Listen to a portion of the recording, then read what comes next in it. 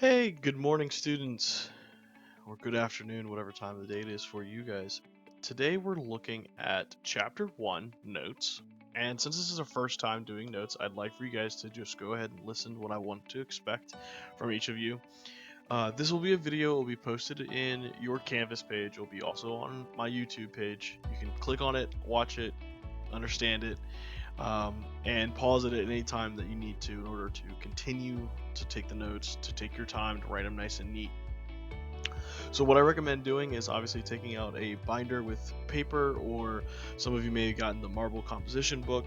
Write down your notes, and every time that I say this is important or this is something you need to know, I would highly recommend you guys writing it out, but also putting a star next to it, underlining it, highlighting it. Get creative, make it so that you can understand what's going on. So let's go ahead and dive right on in. The first slide we're looking at today is definitions from vocabulary on pages 10 and 11. The first word we're looking at is citizen, and a citizen is an individual with certain rights and responsibilities or duties under a government who by birth or by choice owes allegiance to that government. Immigrant is a person who comes to a new country to live permanently. And once they're here, they do have an option to become a citizen. That's by the choice part, which is right here. Uh, Naturalization is the ability to become a citizen of a country. When you see the word alien throughout the chapter, you'll see that it says alien. That's somebody who lives in a country but does not have citizenship of that country. So if you go and visit some place that you're not a member of or a citizen of, that's technically considered an alien of that country. The last one we're going to look at for these couple pages is called visa. Visa is a limited time permission to come to the United States. It's typically used to go to school, to be a tourist, to go to work within the United States. And a lot of people will get work visas or school visas when they come to the United States in order to get better education or to have a job. So this time, if you want to pause, you can go ahead and pause it so that you can catch up, write this information down, and then we'll go ahead and get to the next slide. So, what makes us Americans? By definition, the 14th Amendment to the Constitution of the United States actually defines citizenship. It states that all persons born or naturalized within the United States and subject to the jurisdiction thereof are citizens of the United States and the state wherein they reside. When we look at the 14th Amendment, we may ask ourselves, why did it take all the way until the 14th Amendment in order to gain citizenship or define citizenship within the Constitution?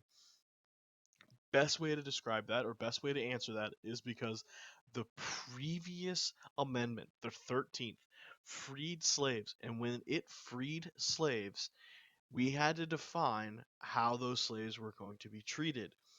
Are they citizens? Are they not? Are they going to be members of the United States? And by the 13th Amendment and the Emancipation Proclamation and all the information that was then carried out after that, we have the 14th Amendment. We had to define who those people actually were.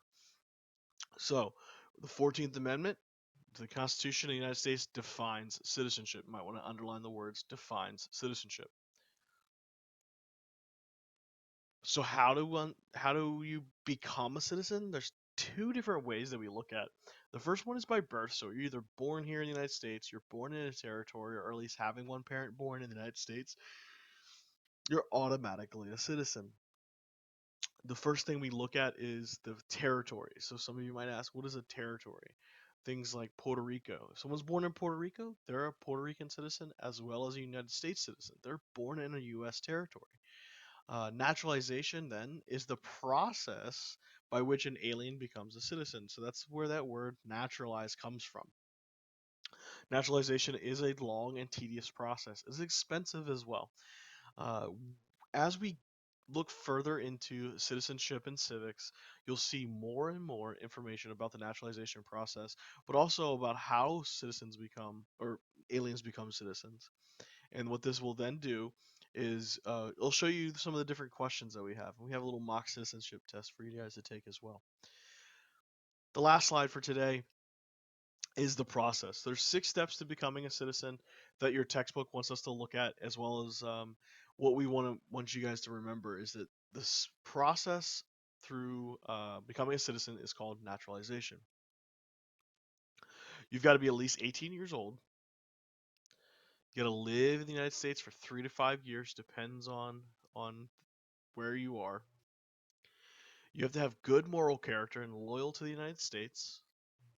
You got to be able to read, write, and speak English, and you have to pass a naturalization test.